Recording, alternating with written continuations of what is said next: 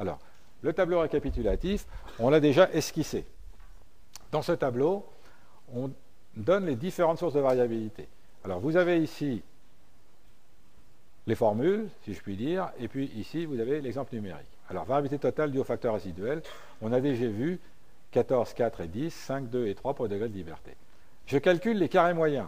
Alors, les carrés moyens, vous voyez, c'est la somme des carrés des écarts divisé par le degré de liberté. Donc, 4 divisé par 2, 2, 10 divisé par 3, 10 tiers. Ensuite, quand je fais un test, je divise le carré moyen factoriel par le carré moyen résiduel et je tombe sur 0,6. Alors, cette valeur 0,6, est-ce qu'elle est grande, est-ce qu'elle est petite? Elle est plus petite que 1 déjà, donc on se doute que ça ne va pas être significatif. Hein. Alors, si on regarde dans la table, on s'aperçoit que le seuil, en fait, est de 9,55. C'est-à-dire que pour que ça soit significatif, il faudrait que notre f observé, notre rapport de variance, soit égal au moins à 9,55. Alors, le moins qu'on puisse dire, c'est qu'on en est loin. Hein, et donc, on va accepter H0. Bien. Autrement dit, il n'y a pas d'effet variété. Bien.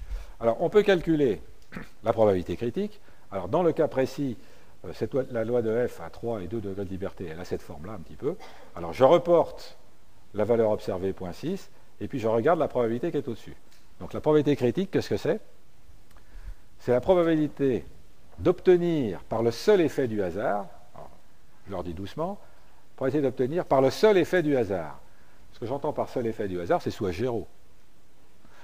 Des différences de moyenne au moins aussi grandes que les différences effectivement observées. Alors ça, il faut bien la noter, cette probabilité critique. Hein.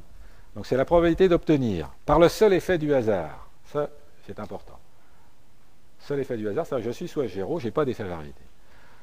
Probabilité d'obtenir, donc par le seul effet du hasard, des écarts de moyenne au moins aussi grands que ceux effectivement observés. Ces écarts de moyenne, ce sont eux qui font que le f est plus ou moins grand. Bien, alors ici, la probabilité critique vaut 60%. Ça veut dire que, en mettant des nombres au hasard dans mon tableau, je mets des nombres complètement au hasard, eh bien, dans 60% des cas, j'observe, alors une autre façon de le voir, j'observe AR2 plus grand que 29%.